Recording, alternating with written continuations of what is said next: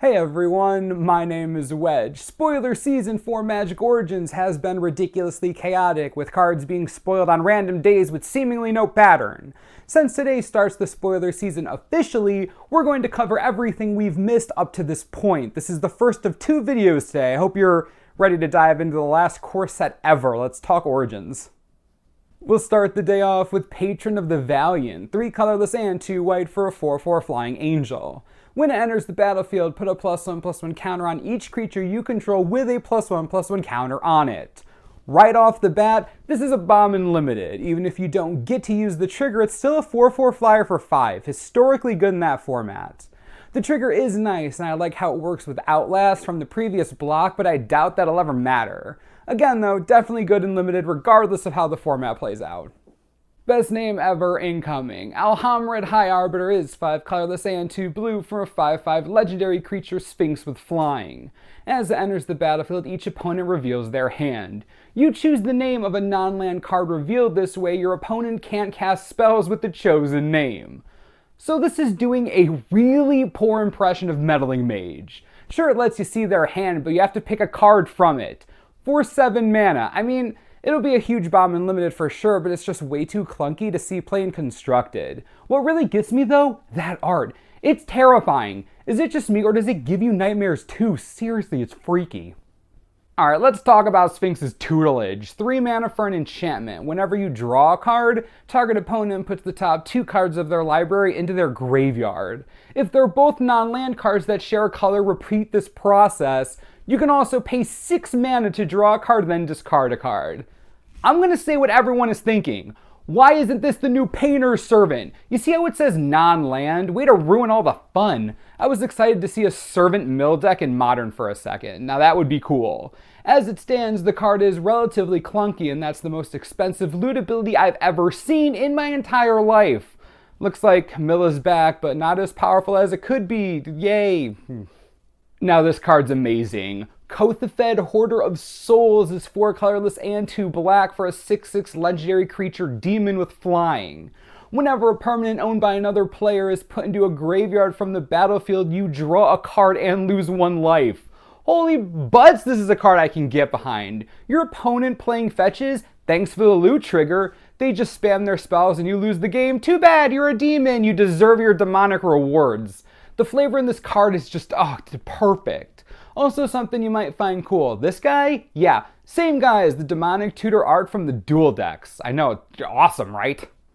Chandras Ignition is 3 colorless and 2 red for a sorcery. Target creature you control deals damage equal to its power to each other creature and each opponent. First things first, this is a total story win. Chandras Ignition, this is the moment her spark ignites. If this exists for her, you gotta believe it exists for the other walkers too. It's very cool. Beyond that, the card's outrageous in Commander. Target a creature with a death touch, good game, insta board wipe.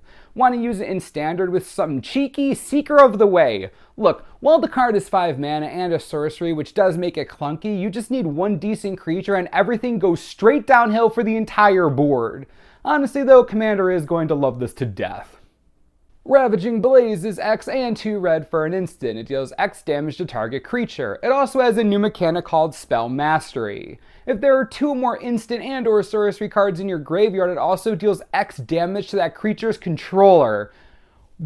What? This card's amazing and that mechanic is stupidly powerful. You know how difficult it is to get 2 spells in your graveyard? Hey, Burn players, be honest with me. How hard is that? I can imagine it's not very difficult. Even decks that don't run burn get spells in the yard all the time. It's part of the game. And you only need 2? It's like a ramped up Searing Blood and it's instant speed. What this card really does is set a precedent. This is a mechanic. We're going to get more cards with Spell Mastery. I am so pumped. I knew this would get out of hand. Fiery Impulse is 1 red mana for an instant. It deals 2 damage to target creature. Oh wow, how scary. It also has Spell Mastery. If there are 2 more instant or sorcery cards in your graveyard, it deals 3 damage to that creature instead. Wait, what? Lightning Bolt instead? Okay, wait. It says creature only. Oh man, I was about to have a heart attack. Thank Heliod. Geez, dodged a bullet there, friends. While it does only target creatures, 3 damage for 1 mana seems good. In most cases, it'll function as an upgraded Magma Spray, which isn't terrible, but it will see most of its play in limited. Kirin Noir is 2 colorless and 2 red for a 2/2 legendary creature human artificer. When Kirin enters the battlefield, put 2 1/1 colorless Thopter artifact tokens with flying onto the battlefield.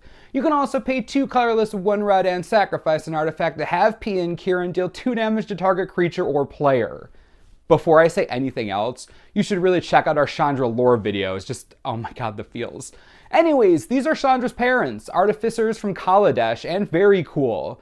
They do a great impression of Beetleback Chief Artifact Edition. Also kinda remind me of Siege Gang Commander, but without the goblins. Regardless, there's a place for this card in Duretti decks, some Felden Commander strategies, and just any red deck that wants to sacrifice artifacts. The engine is a little expensive, but it could be worse. It's a nice casual / commander card. Elemental Bond is 3 mana for an enchantment. Whenever a creature with power 3 or greater enters the battlefield under your control, draw a card. Well, aren't we just lowering the barrier of entry to green draw effects? Garrick's Pack Leader and Kavu Lair are both irrelevant now. Temur Ascendancy does give haste, but it's still 3 colors and 4 power. Relative to other cards of its kind, this is pretty cheap. I know it'll see play in Commander because it's a draw effect on an enchantment in green, players eat that up. As far as Standard goes, I worry that this will end up being a time walk for your opponent. Tapping out on turn 3 for this isn't fun. You will lose board position. Maybe you can ramp it out on turn 2 and drop Siege Rhine or a Death Mist turn 3 and get some of that tempo back, but actually that sounds kind of amazing, huh? I'll test it out because I love drawing cards, but the jury is totally still out for me. Yeah, no plans here. Blazing Hellhound is 2 colorless, 1 black, and 1 red for a 4/3 elemental hound. Cool creature type. You can also pay 1 colorless and sacrifice another creature to have the hound deal 1 damage to target creature or player. I mean, I think we all know what's going on here. Blazing Hellhound is going straight into the infamous Magmaw decks that are totally, definitely a thing. Yep, not making that up at all. I like to see a really cool sacrifice deck with this in Time Rat, but that just seems way too expensive and bothersome overall. I like the card and it seems okay, just not sure where I'd want to play it. Paying for sacrifice effects gets expensive, plus other cards do it better, so you know, meh. Zendikar Incarnate, or as I like to call him, Zendikarnate, I'm so clever, is 2 colorless, 1 red, and 1 green for a star 4 elemental. Its power is equal to the number of lands you control. First, it's important to know why it's a star, not an X. The star means that the number is ever changing based on the number of lands you control. X is a cost that is assessed at the time you play the card, like a snapshot at that current moment. That's the difference, for those of you who are confused by that. The card is decent, especially for limited. It'll end up being a 4/4 for 4 when it hits the battlefield, and that's alright.